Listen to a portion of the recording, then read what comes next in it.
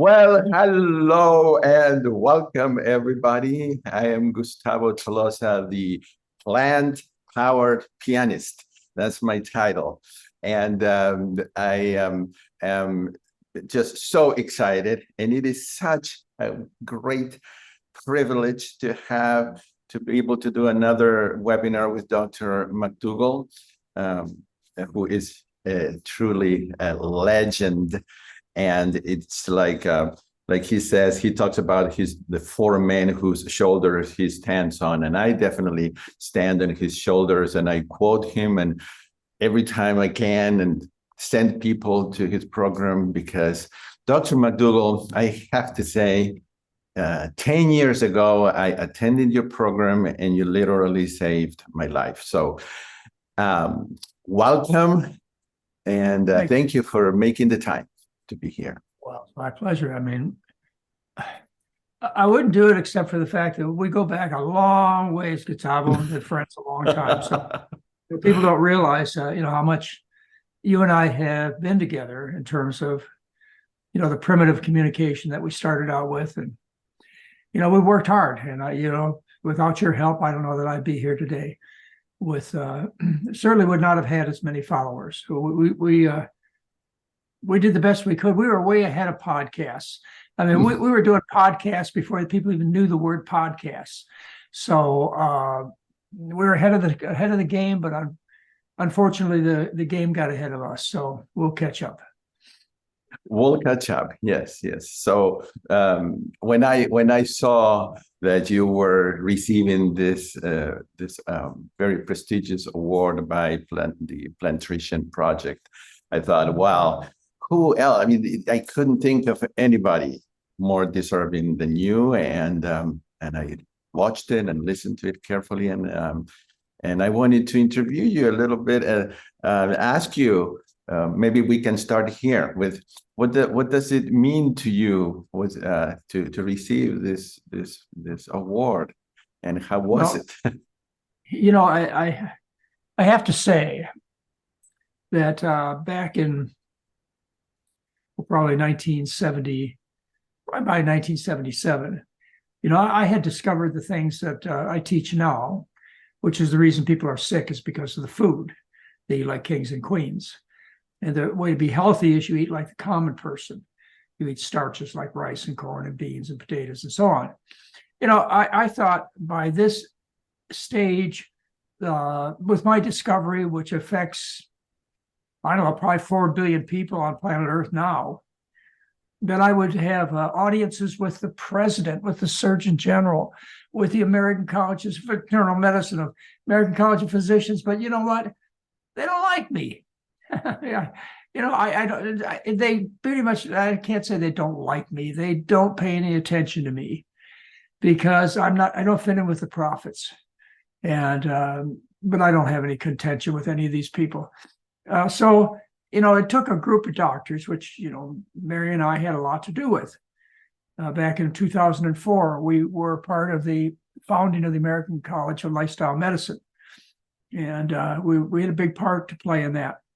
And then out of that came, these were doctors that were interested in diet therapy. They don't know it yet, but they are interested in diet therapy. They're still learning. They're learning about the importance of plant foods in terms of health. They really haven't discovered, most of them, how powerful a therapy it is to change people's diets. Anyway, out of that came the Plantation Society. And so there are two organizations that like what I have to say. And were, I'm kind, I don't know whether that's the right word. They recognized the work that I did for, 55 years. And I appreciate that. I've gotten 3 awards. That's all, I've had New York Times national best-selling books. I've accomplished a lot. Started a nationwide food company. I've done a lot. But I've gotten an award from the state of Hawaii, which is where I spent 15 years. They honored me for the Senate of Hawaii, and then I got the Lifestyle Achievement Award from the American College of Lifestyle Medicine. Then I got this Luminary Award from Plantation. But believe me, I'll take any awards I can get. They want to give me Now you, the Argentina Gustavo Award. yeah, yeah. You need also the Oscars for nutrition Anyway, award. I was honored. Okay, It wasn't what I yeah. had planned. I planned on changing the world during my 47 years of practicing diet therapy. I've been in the business 55 years. So, I guess I wasn't realistic. I didn't understand exactly what was going on in terms of almost the entire force for driving the medical business is money. All And, right. and I thought that there was some altruistic quality to medical people, and that they were different than used car salespeople, or stockbrokers, or gasoline attendants, or CEOs of big companies. They're not. They're just people. And I didn't realize that, Gustavo. I didn't realize that money was the number one thing on their mind, regardless of whether it hurt or helped their patients. And I don't think they go way out of their way to say, "Oh, this will hurt them, and I make a lot of money." They just pick among various choices, and the dominant reason they pick is because of the money. Now, how do I know that? Because they keep doing things that are bad for people. And it's proved beyond a shadow of a doubt that these things are not good for people, that they keep doing them because they make money. Right. Well, but what you have accomplished, Dr. McDougall, is this long line of physicians and doctors that you have influenced, the young generations, the one who will carry on. I hope that you are aware, that you're conscious of that, and I'm sure you're proud of that. Gustavo, it's a hard thing to accept, from my side of the table, Yeah. that I've really made a difference, because I told you the frustration, that the power, the potential of what I understand is huge. It's 17% of the gross national product. And that's what we're talking about. We're talking about trillions of dollars. We're talking about rearranging society so that heart surgeons are driving in taxi cabs because there's no heart disease left. We're talking about some major things. And back when I used to do the Larry King show, I did it, I think, 3 times. He was a big national talk show host, probably the biggest in the world. And one time my dad and I went to do the show together, and I sold 100,000 books in an hour. That's how powerful that show is. And I told my dad, I said, I'm so frustrated. This was about 40 years ago. I travel all the way to Bethesda, Maryland, and do this show, and I get such a positive reaction, but I just don't feel like I'm making any difference. And he told me then, and I see it now. He said, son, you're making a big difference. And I look back, Gustavo, and I hope nobody takes this the wrong way. I'm not trying to brag or be egotistical, but I think Mary and I have changed the way the world understands human nutrition. Yeah. And again, it's kind of like people's eyes are open. It'd be pretty hard to shut them again. And of course, part of that story that I told in the at the Plantation Conference was a story about Nathan Pritikin, and how 40 years ago he said, look, they're not going to stop us. They're not going to stop us. Too many people know. And that was 40 years ago. The frustration I have is it should have happened in 4 months, or certainly 4 years. But here it is 40 years later, and we're doing worse for people. Worse. People are sicker than they were 40 years ago. And I'm sure you see that in your country, which has been, Argentina was eating tremendous amount of beef, even when I was a kid. Yes. Yeah. Argentina had the highest rate of colon cancer in the world when I first started studying this, because of their beef intake. I wouldn't be surprised if it's the same, Dr. McDougall. This is an epidemic. I mean, in the last 5 months, I have lost my 3 best friends, and I've seen 3 other people have strokes and heart attacks. And it's like anywhere I look, they're dropping. And it's true. It's the word cure, which you mentioned in the talk that you gave. It seems that traditional medicine is focusing on treating a disease and not really curing, but curing is possible, obviously. No. Well, I was waiting for somebody because my colleagues don't like to hear they don't like to hear cure. It really No. offends, I think, but they'll hear reversal or remission, that kind of thing. But this is a cure. And I was waiting for somebody to challenge me, and they will. I've got a presentation at the end of the month for the medical doctors at University of Utah Medical School. And when I use the word cure, they're going to challenge me. And I'm going to say, let's consider another scenario. What if people had terrible coughs and were wheezing because they were smoking cigarettes and they quit smoking? You could say they were in remission, or they reversed the cough or the mucus, or you could say they were cured because you stopped the behavior. Now, if normal was a smoky environment, then they were just in remission. But I have to believe normal is clean air. So they were cured by taking away the poisons that were causing the lungs to react the way they did. So it's the same thing with the food. If you consider the Western diet as normal behavior, then my patients are only in remission. They only go through reversal. And when they go back to that normal diet of beef and pork and cheese and so on, they're gonna end up back with the diseases, because normal is this sickening diet. No, it's not. Normal is a starch-based diet with fruits and vegetables. So when you remove the poisons, which are the animal foods and oils, you have cured the person just as much as you've cured a smoker by quitting the smoky environment. You quit the food poisoning by cleaning up the diet. That's all there is. And then the body heals. Just like the smoker. I try and, people can still relate a lot to cigarette smokers.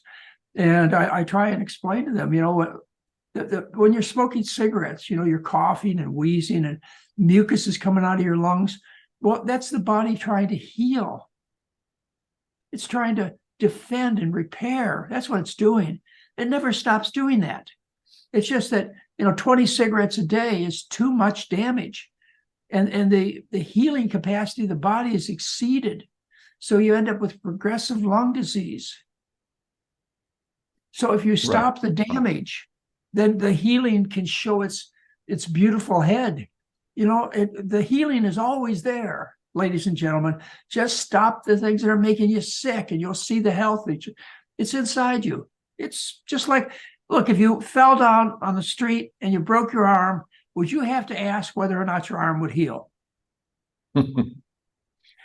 You know it will heal unless you fall down and break your arm again.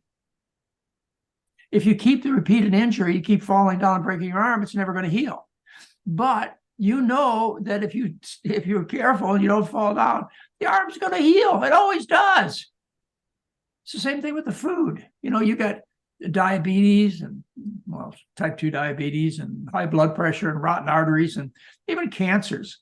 The body heals, but you got to stop making it sick. And you got to believe that what makes people sick is animal foods and oils. Anything from an animal, whether it be a secretion like milk or cheese, or it be a body part, like what do they call it? Leg of lamb. There's a leg of lamb.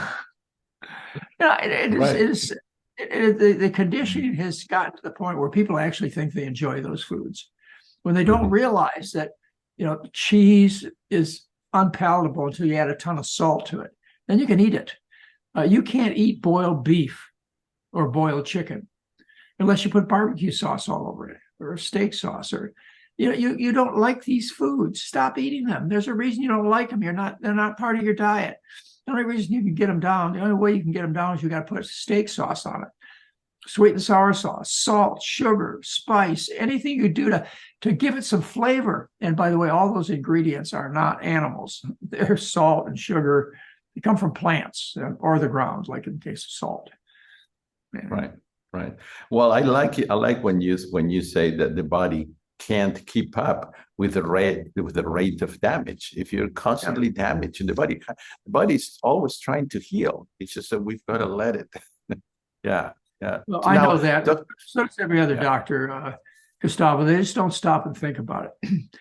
They consider sickness is so common I mean, over 80% of the people in your society and in mine are sick. You know, That's the norm. Yeah.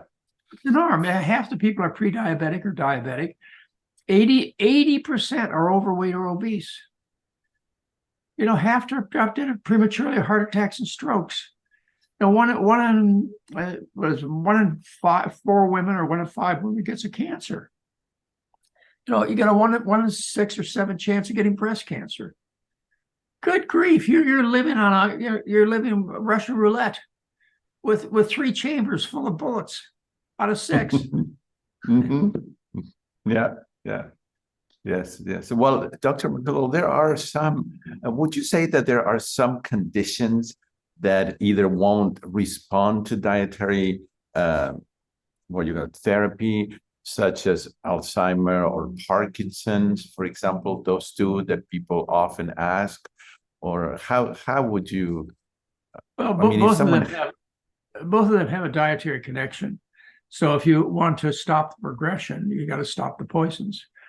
Parkinson's is due to pesticide poisoning. Organophosphates cause Parkinson's. And Alzheimer's is due to aluminum poisoning. And I've given just extensive lectures, particularly on Alzheimer's. You go to my website, you'll find a couple of lectures I've given and a couple of big documents that I've written about Alzheimer's being caused by aluminum. It's aluminum poisoning. Mm-hmm. So, yeah. Okay, all right. You mentioned during the conference that you hadn't given a talk, in person for like 4 years. Was that right? Yeah, the last talk I gave was at the American College of Lifestyle Medicine when they gave me the award, the Lifestyle Achievement Award. And when I was offered the award, because I really wasn't thinking that I wanted to do all the traveling to get the award. So I said, look, I appreciate the award. I said, if you want me to attend, then you have to give me 9 minutes to lecture. And I gave my first lecture on climate change to 500 professionals. And I got two or three standing ovations in that presentation. But I talked for 22 minutes on climate change. And it's the first most of them ever heard about it. As far as being connected to them, that was in 2019. In September, I believe. So almost exactly 4 years. And I haven't talked in public since then, except for this presentation this weekend. Yeah. Was it a little? I don't plan on doing any other public talks. I'm done. Right. Oh, that's why but you do talk to, I mean, the 12-day program is going and it's going beautifully. Do you do any lecturing there? Yeah. I think I give 5 lectures. Okay. All right. And then every morning, Mary and I and Heather get together with the participants, and we have a fireside chat. And Dr. Lim takes care of the patients mostly, but if it's a difficult problem, I get involved. Right. And let's see, what else do I do? I put together some lectures that are available. We did a series of 5 lectures that are they're really a summary of my 55 years of work. Mm-hmm. Right. And they are on your website. Yeah, we're selling them. Most of the stuff we give away. Almost everything that I say or do is free on YouTube or on our website, but we also sell products that we think are particularly well done and put a lot of effort into it. And we feel that everybody deserves this message. So it's free. Go to the website. There's a 12-day program. It's free. Mm-hmm. If you want our personal help and professional help, you have to pay for it, of course. But otherwise, hundreds of thousands of people have done the program by just going to the website. You don't have a medical doctor to help you get off your drugs, which we, of course, do. We tell you how to wisely stop your medication. But anyway, go to YouTube. You'll find lectures I've given on almost every subject for nothing, for free. You have to watch some ads, I guess. Well, I think during our years of webinar making, I think we touched just about every possible topic, and those are good. But in your website, I love the search ability of your website. If you go to drmcdougall.com and you type in the little search bar a topic, you'll get a list of everything that Dr. McDougall has written or done a video, and it's pretty good. It's very good. It's very good.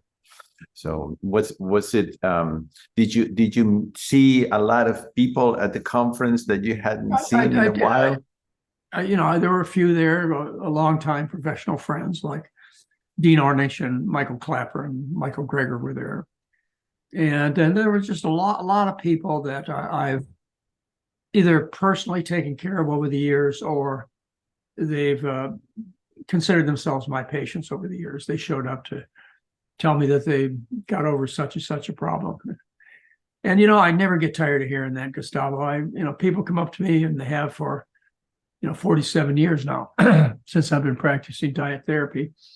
And they tell me, I lost 100 pounds, or got off all my diabetic pills, or I stopped heart surgery and made better decisions when it came to breast cancer. And, I did that 40 years ago, and I just want to thank you. I mean, that I never get tired of hearing that. Yeah.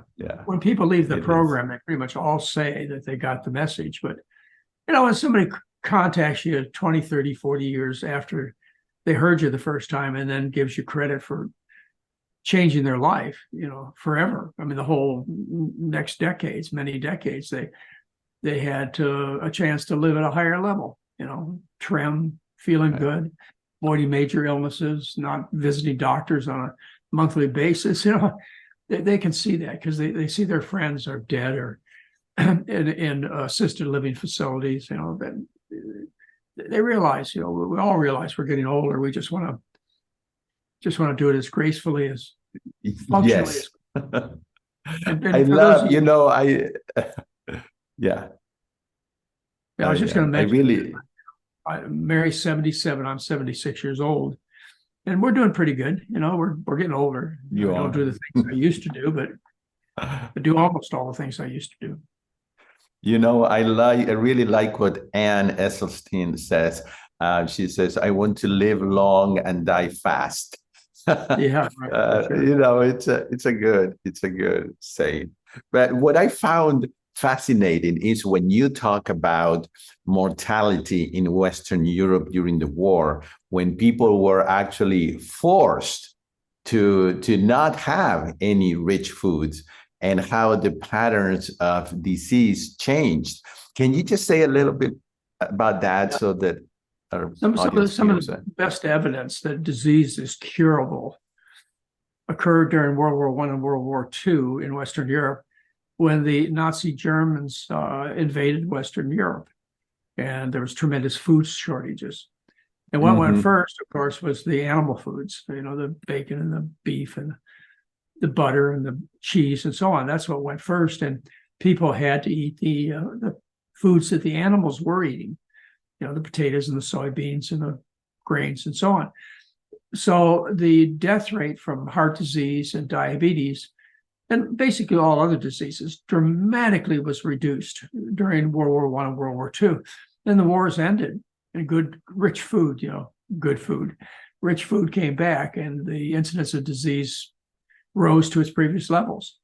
So we have, that's one way you can change your diet, is we could be forced into changing it due to droughts, floods, wars, etc. Do I think this is most likely? Yes, I do. Is there another option? Yes, there is.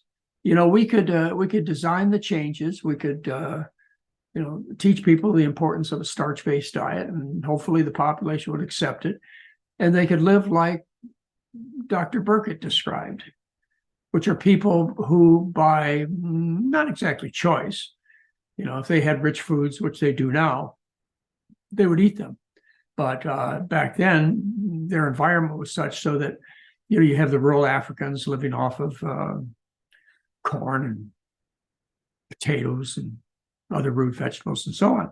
That's those were the times, and they weren't affected by modern civilization, which happened about 150 years ago, with the onset of the Industrial Revolution and harnessing fossil fuels and the tremendous communication we have to teach people to eat like Americans. we've changed to a world where, people look and act and feel like the aristocrats of old, like the pharaohs of 3,000 years ago. They're fat, they're sick, they have atherosclerosis, they're sick. Rich foods make people sick. That's basically it. We have a whole world of sick people. 50 years ago, it wasn't that way. 50 years ago, half the population, as described by Dennis Burkitt, lived on starch-based diets. So there's a couple of ways you can go at this. You can be forced to change, or you can realize the importance of a starch-based diet and institute, changes under your control. I think of it that way. Because you've got to plan on it, folks. Always change has happened in the past. It's not going to stop. Change will happen in the future, and the prediction is that there's going to be a lot less food. And if you eat like we do, then you're taking advantage of the food because the animal foods are so destructive to the body and the planet, and the plant foods are so health supporting, and you get so much so inexpensively. What do potatoes cost? I mean, you go to Costco and you buy 20 pounds of potatoes for $10. 50 pounds of rice for $50. And what does it cost? Hardly anything. Mm-hmm. So, I've spent, my whole career as a doctor taking care of patients, and that's been very rewarding. But, right now, I don't do as much doctoring as I used to do, which I really enjoyed. I love taking care of patients. But instead, I'm trying to make some educational contributions, both in the climate and in people. Doctors need to know what human beings eat, and they don't. They don't know what a human being eats. They know what their cat eats. They know what their parrot eats. They know what their lizard eats. But they don't know what their children should eat, or their spouses and themselves. Why do I say that? Well, because they eat everything from carnivore diets, Atkins, keto diets, to starch-based diets like I recommend, and everything in between. If we knew what a human being eat, we'd teach it, wouldn't we? Well, I know what a human being's supposed to eat, and that's what I teach. Why isn't this a message that's spread universally? Why? Yes. It's because of money. It's just money. You make money by the wrong thing here. What happens is the rich foods, the ones that you make great profit from, are the processed food and the animal foods. That's where the money is. And then the trickle down is huge. You've got hospitals. I mean, think about it. The biggest, most beautiful building in your town. Think about it. The biggest, most beautiful buildings in your town, unless you live in Las Vegas, where they're called casinos, are hospitals. They're as fancy as casinos. Why do you think those two buildings are so pretty, so big, so beautiful? Why do you think that? Drug companies, doctors, I mean, it's just so much money is generated out of you being sick. Overnight, you could change that. If you could communicate to people that they should be living on potatoes and rice and corn like we used to do before World War II. During World War II, there were a lot of messages out about how people in the United States should be eating potatoes because there was such good food for the home country as well as the soldiers. Yeah. Right. Well, when I go to the doctor, or when I see doctors sometimes and I see that they're overweight or obese, I'm thinking, how could actually the doctor I go to here is a very good doctor. It doesn't over prescribe, it doesn't over treat, but he is overweight, maybe bordering on obesity, and he also smokes. So I'm thinking, okay, how can a doctor tell you to switch to eating whole food, plant-based, if the doctor himself or herself can't do it or doesn't do it? It's like in the old times when the doctors were smoking in the office, and how can they tell you not to smoke when they're smoking? How can he tell me not to eat hamburgers if he's eating hamburgers? So don't you think that it has to start with them as well, right? Well, that's why we have the plantation project, which I just Right. the honor. By the way, you see the potatoes in the background. That's that's a animated picture of potatoes, which says McDougall over them. Which I'm Dr. Potato. Don't forget it, I'm Dr. Potato. Yeah, you would think that doctors would be embarrassed about being overweight and smoking cigarettes, but they're just and they are subject to the line from industry, just like the general population. The doctors they're educated to be drug pushers. That's where the money is. Your doctor, That's right. Every day into your doctor's office, likely if your doctor is a general doctor, and I assume it's the same in your country as is our country. Every day are some scantily dressed ex-cheerleaders selling beautiful appearances to the male doctors as they parade past the office staff in front with pizzas and donuts. You got to get past the front end staff, so you got to get them pizzas and donuts. Then when you get to the male doctor, all you got to do is just show your stuff. And I don't mean your drugs. Yeah. Well, yes. Oh, well, thank you, Dr. McDougall. I know that you're very busy, so I don't want to abuse your time. I want to make sure everybody understands our friendship, Gustavo, and that they ought to listen to you. You've learned a lot. You've been with us, I don't know, at least 10 years, if not 15. 10 years, yes, 10. Yeah. And we've worked a lot together. You know the program well. So I think Gustavo was somebody you could listen to as far as recommendations for food. It's very simple. You just eat starches, potatoes, rice, corn, with fruits and vegetables. Go for a walk, get a little sunshine. You'll be fine. That's basically what you need to do. I know. Right. It doesn't cost any money, does it, Doc? No, it doesn't cost any money. So anyway. Yeah. Good. Yeah. Well, I still remember, Dr. McDougall, the first day of at that time 10-day program at the Flamingo Resort, when you walked in that room and you were bigger than life. I had seen you in the movie Forks Over Knives, and I couldn't believe that you were standing right there in front of me. That was 10 years ago, and this book, it's so worn out. It's my Bible. Okay. So I want to encourage people. I want to encourage everybody here to take a look at Dr. McDougall's 12-day program online and to get your book. Also, your maximum weight loss is amazing, and all the others, I really couldn't pick it. All right.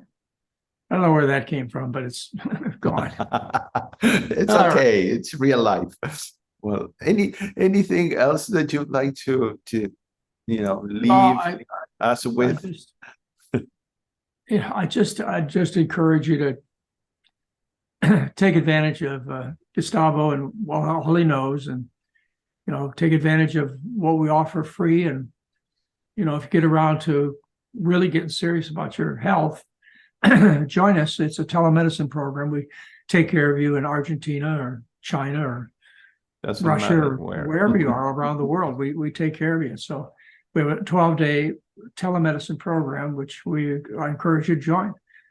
Dr. Lim will take good care of you, take you off your medications if it's appropriate, only if it's appropriate. And it almost always is. 90% of the time we're able to use or stop medications in people. But how is different? Because when I attended the program in person 10 years ago, it was a 10-day program. Now it's 12. So what is the difference now? Well, of course, we don't do it in person. The reason we did 10 days is because you could start on a Friday and end on a Sunday. Oh, okay. So we did it in a couple of weekends, but it was originally a 12-day program.